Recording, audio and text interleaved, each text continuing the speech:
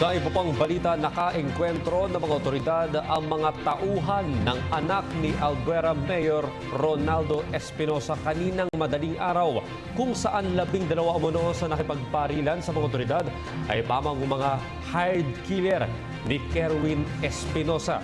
Ayon kay Police Chief Superintendent Elmer Cruz Beltehar, Regional Director ng PNP Region 8, dumating na ang mga operatiba ng Scene of the Crime Operatives o SOCO upang alamin ang pagkakakilanlan ng ilan sa 6 na mga napatay. Nakarecover din ng mga otoridad ng mga high-powered na baril at mga pistol gun. Sa ngayon, ipinag-utos na anya ng opisyal ang follow-up operation dahil tinatayang nasa 12 pang mga armadong tauhan ng nakababatang Espinosa ang nagsitakas.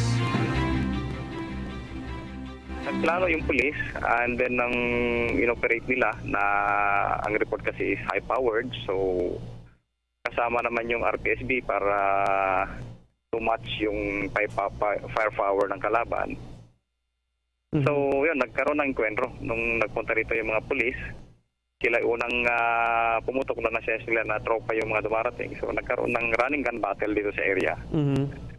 And ang estimate is more or less 12 sila. However, yung 6 lang yung napatay. Yung iba ay siguro natakot na rin dahil malakas yung kalaban. Tumakas yung iba. Ako po si Cathy San Gabriel. Subscribe na sa PTV YouTube channel. I-click lang po ang subscribe button.